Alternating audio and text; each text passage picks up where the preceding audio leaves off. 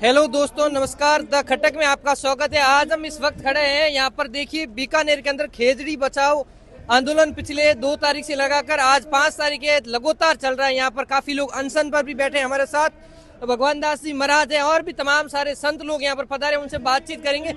गुरु जी, क्या कुछ रहने वाला है? कितने लोग हैं यहाँ पर अनशन पर बैठे, क्या कहना चाहोगे? 537 लोग अनशन पे बैठे हैं, आमरण अनशन पे, अन्न और जल को त्याग करके। और आज सरकार का प्रतिनिधिमंडल यहाँ आया है। हमारी सिर्फ 2 ही मांगे हैं। एक तो जब तक कानून बनने, तब तक कानून लागू हो, तब तक खेजड़ी कटाई पूर्ण रूप से बंद हो। आज से लेकर के कानून बने तब तक। और दूसरा, कानून आप कब ला रहे हो, ये 2 चीज़ आप हमें बता दो। हम हमारा जो है अनशन ख़त्म कर देंगे। सांकेतिक धरना हमारा चलता रहेगा। यही हमारी मांग है। बाकी अब ज़्यादा मैं बोल नहीं सकता क्योंकि मैं भी अनशन में शामिल हूँ, इसलिए मैं गुरु जी, आप क्या कहना चाहोगे? यहाँ पर तमाम 2-3 दिन हो गए, तमाम सारे लोगों की मैं तो देख रहा हूँ तबीयत भी खराब है, क्या कुछ? मैं पहले तो आपको मैं धन्यवाद देता हूँ कि आप यहाँ बीकानेर में अपने समाचार के माध्यम से पूरे देश तक ये यहाँ की जो है धरना प्रदर्शन हो जाएगा संदेश। हमारी मांग मुख्य यही है, पेड़ न कटे। पेड़ कटेंगे तो प्रकृति के में बहुत बड़ा नुकसान होगा।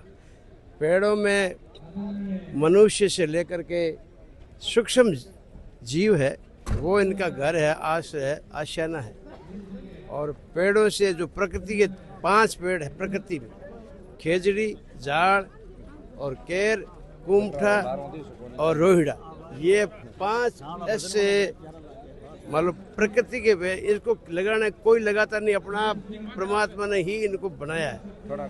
तो इन पेड़ों को, प्रकृति पेड़ों को जो काट रहे हैं ना अंधाधुंध अपने स्वार्थ के लिए, जो भी है, हम सरकार से ये 2 मांग है। एक सख्त कानून हो, उस कानून के अंदर सजा का भी प्रावधान हो। और दूसरे में जब तक कानून बने, उससे बीच में जितने महीने बने, 10 दिन बने, जो भी है, तो मुख्य जोधपुर संभाग और बीकानेर संभाग, इनमें खेजड़ी नहीं कटे। ये हमारी मांग है। न हम सरकार से धन ले रहे हैं, न हमारी कोई निजी है, न कोई हमारा वो है। बस हमारी तो यही मांग है और कोई मांग नहीं है सरकार पर। अभी तक जैसे ये बड़े बड़े आ रहे, बोला कि मुख्यमंत्री भजनलाल शर्मा जी से बातचीत हुई है, तो उन्होंने कुछ आश्वासन दिया? किस तरह से उन्होंने क्या कुछ? अभी ये बातें चल रही है मंच पर हो रही है। नेताजी है मंगलाल जी।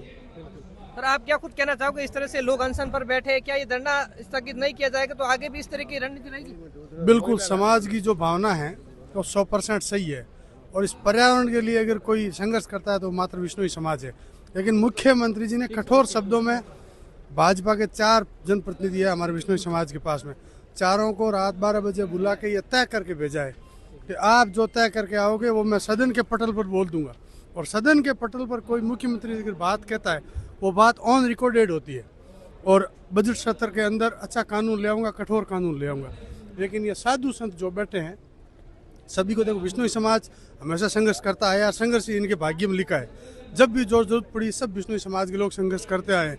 लेकिन बड़ी बात यह है कि हमारे समाज के पास बहुत बड़ी ताकत है। गुरुजम्बेश्वर भगवान की बहुत बड़ी ताकत है और 36 कौम साथ जुड़ी है, बहुत बड़ी ताकत है। लेकिन हमारे पास में यही तो एक ताकत है कि हमारे बिहारी जी मंत्री है, पब्बा राम जी विधायक है, जसवंत सिंह जी पूर्व सांसद है, अभी कैबिनेट का दर्जा है। और इन चारों लोगों ने, भाजपा के लोगों को भी तो ध्यान समाज को तो रखना है। ये समाज ही के तो बच्चे हैं, समाज की बदौलत तो ये MLA MP बने। इन्हीं की भी तो बात थोड़ी बहुत रहनी चाहिए। अब ये अनशन पे बैठे हैं जो भूखे हैं, और इनकी वास्तविकता क्या है, इनके चेहरे का आप, इसके चेहरे का इनके आप ही वो साइकोलॉजिस्ट पढ़ो आप, इनके चेहरे पे क्या है, सारे कोई कमी नहीं है इनके पास में। लेकिन ये समाज के संत बैठे, ये बहुत बड़ा दर्द है इनके, और इन दर्द को भी समाज के लोगों को समझना चाहिए। कितने कुछ लोग आए हुए, कितनी मतलब कितनी भीड़ भाड़ है? भीड़ फर्स्ट डे 1 लाख से ज़्यादा थी। और आज भी जो अपन आकलन कर सकते हैं, तो मैं मानता हूँ 30 से 50 हज़ार लोग आज भी इस क्षेत्र में है। और ये एकमात्र विष्णु समाज नहीं, 36 कौम सहयोग दे रहा है, इसी की बदौलत है। लेकिन समाज के लोगों को, बुद्धिजीवी वर्ग को, और जो मैच्योर है, जैसे मैं तो बच्चा हूँ, बच्चे तरह के लोग तो अपन थोड़ा विरोध और एग्रेसिव रहते भी है। लेकिन समाज के बुद्धिजीवी वर्ग को ये सोचना चाहिए कि अपने पास हथियार ही ये है और इनकी बात पे थोड़ा बहुत भी अगर मनन नहीं करते हैं तो ये हमारी मूर्खता मानी जाएगी। यही तो अपने लिए ही तो कर रहे हैं, इनको क्या है? इन सब लोगों युवाओं को समझना चाहिए। अब आजकल का ट्रेंड ये चला है कि जो एग्रेसिव भाषण देते हैं, जो हाई अलो से जो करते हैं, लोग उनके पास जुड़ जाते हैं, लेकिन सोचते कम है, सोचना चाहिए। और ये भी अपने लिए कर रहे हैं। मुख्यमंत्री इस बजट सत्र में 10% जो कानून समाज को चाहिए वो लाएंगे, लेकिन उसकी बात को जब आप रखोगे तो अभी सीएम साहब से इन संतों के अंदर मुख्यमंत्री जी खुद बात करेंगे। जिस संत से चाहोगे, जिस आदमी से चाहोगे, सीएम साहब खुद बात करेंगे ऑन रिकॉर्ड पटल पे, राज्यपाल के अभिभाषण पे 5 बजे बता देंगे। और इनको वापस भी बुलाया, इनको ये भी कहा कि आप अपनी समाज के लोग से बात करके आओ। मैं साथ था रात भी, रात इनके साथ सुबह 6 बजे पहुंचे और 1 बजे सीएम हाउस से निकले हैं। तो पूरी रात नाइट में निकाली है। और ये 3-4 दिनों से समाज बैठी, उस तरह ही हमारे नेता बैठे हैं। तो इनको भी दर्द को थोड़ा बहुत हमारे को समझना चाहिए और कुछ विश्वास करना चाहिए। कानून आ भी रहा था, ये बजट के बाद नहीं आता ना तो अपना धर्म बनता था। और हम सब लोग ही समाज के साथ है, समाज के लिए तन मन धन और जीवन समर्पित है सब लोगों का।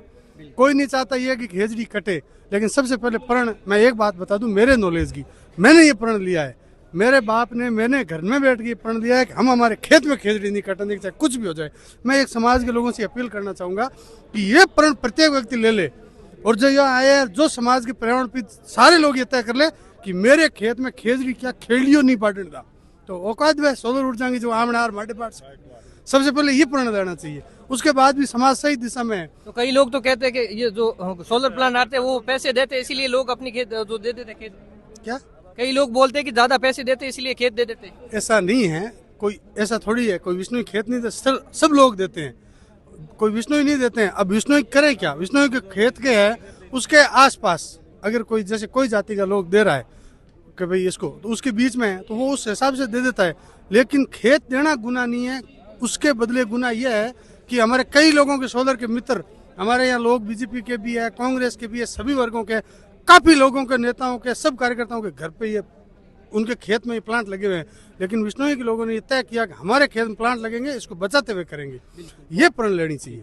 बहुत बहुत शुक्रिया इनका। देखिए जिस तरह से यह बीकानेर के अंदर आपको जो लाइव तस्वीरें दिखा रहे हैं, यहाँ पर संतों से हमने बातचीत की, उन्होंने बताया कि हमारी 2 मांगे हैं, जैसे कि जोधपुर संभाग और बीकानेर संभाग के जो कलेक्टर है, यहाँ के संभाग आयुक्त हैं, वहाँ वो है जो हमको लिखित में दे दे कि खेजड़ी नहीं कटेगी तो हम ये जो धरना है, अनशन है, वो बिल्कुल खत्म कर दिया जाएगा। और इनका कहना है कि अभी मुख्यमंत्री से बातचीत भी होगी 5 बजे तक। देखते हैं आगे की क्या रणनीति होगी, किस तरह से सरकार क्या जो निर्णय लेती है। तो अब आप बने रहे द खटक में।